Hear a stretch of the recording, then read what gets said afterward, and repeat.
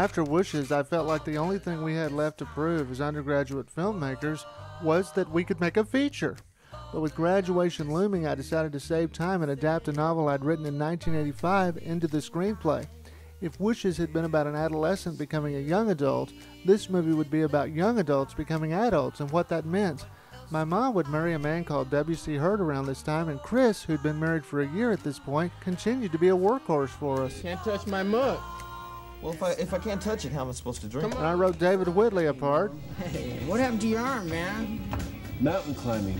Cool. And John Harvey and Allison Bodie from Distant Connections landed the major roles along with Jeffrey Combs, one of the best actors I've ever worked with. Hi. Hi. This is Alex, my friend, Jesslyn. Listen, Scott, I was wondering if you'd mind going and getting our dinners, because there's somebody here I need to talk to.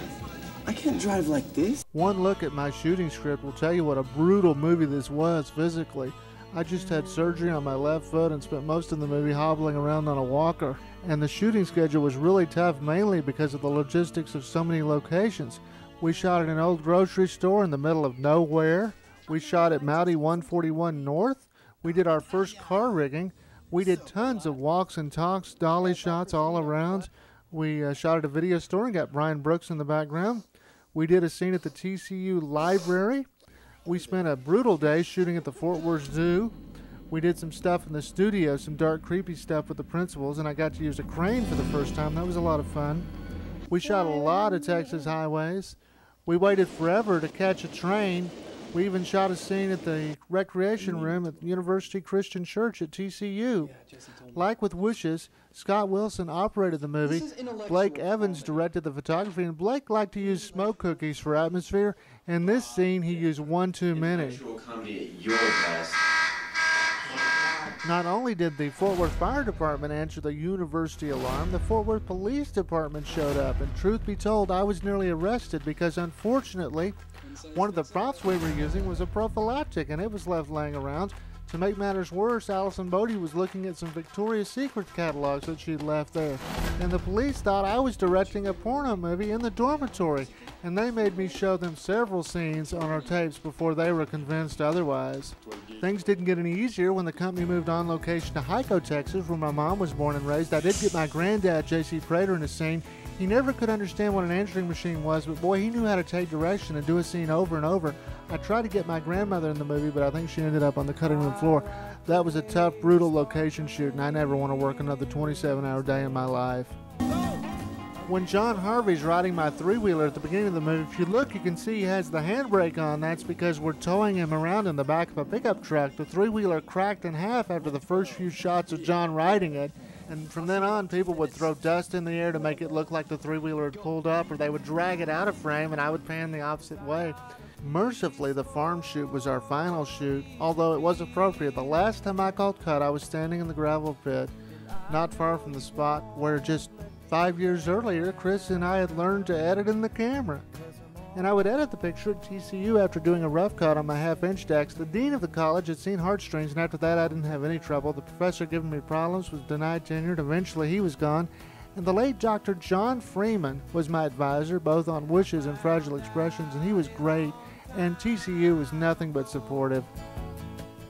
Looking back on my final senior project 19 years later, I agree with some notes I made in the editing room when I was trying to fix the movie at the time. The character development is good to a certain point, but at the end there's no thematic revelation, and this movie taught me the old saying is true: if it's not on the page, it's not on the stage. But it's a good movie, and we had 4 screenings for it, and they were standing room only. People seemed to enjoy it. Still, I wish I could have written a better script for all the people who worked their tails off on this movie: Kevin Sully, Lauren Fulton, Heather Quick, Kara Sue Allen. Graduation came, and with it more media attention, which again I loved, but I felt unfairly focused on me. The wires picked it up. I had my 15 minutes, but every chance I got, whether it was radio or television, I tried to set the record straight about who did what. In the 2 movies of yours that I have seen, I did not feel that way at all. I would not even remember that it was a college movie perhaps 10 minutes into the film. So when you have good people behind you, supporting you, it makes it a lot easier to produce the sort of results you were talking about. On February 3rd, 1988, Chris and I packed up my Honda Accord I'd gotten for a graduation present, and we hit the open road to California. We drove to Greater Los Angeles, and I found a condominium to rent in Glendale, California. Chris returned home, but I set up shop to see what I could do. At the end of the year, I returned home for Christmas, and Chris, Brian, Whitley, and I convened at my brother's house with the Sennheiser, and we taped episode 1 of the new adventures of Captain Triangle. Whitley had never done Triangle, but it was right down his alley because there are no scripts. It's all improvised.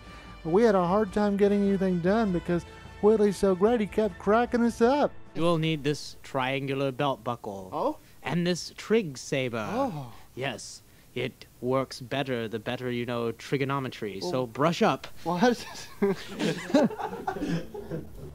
Whitley and his wife Jennifer came to visit me the following year. We had a great time at Disneyland. Whitley brought the box of Distant Connections raw footage and my editing decks, which I set up, and I edited episode 1 of Captain Triangle.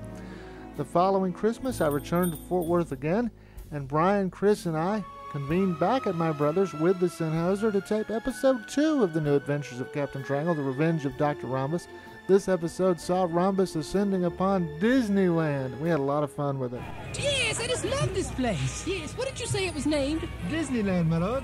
Malcolm, let's change the name of it to Rhombus Land. Yes, woo, yes, wonderful. We now had 2 completed episodes of Captain Triangle that sounded pretty good. I would move the following year to a house in North Hollywood. The rent was cheap. My manager owned the house, and wasn't that great of a deal, but I was there. The following Christmas, I returned home again, and Chris and Brian and I went back to my brother's and taped 2 episodes. Episode 3 would be the first time I didn't direct a Suburbia Studios project. Brian directed it, and Chris would direct episode 4 and get his second wife to play a part. But bad news, when I returned home, I found the house had flooded, and not only were my editing decks no longer working and I couldn't edit the episodes, but the box of Distant Connections raw footage was destroyed. I'd had enough of Hollywood, and I moved 70 miles north to Ojai, California, and I got a house on a tree farm and decided to just concentrate on writing and not let the Hollywood lifestyle distract me. I hadn't been there long, however, when the tragic news came.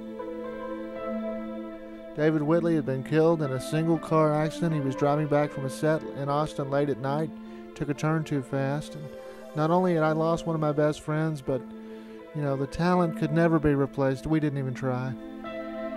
In one sense, it seemed like a decade of loss. We'd lose Carol Brown to cancer. And then in 1997, my stepdad, W.C. Hurd, who I loved a great deal, around the time of their 10th anniversary, he would have an aneurysm and die.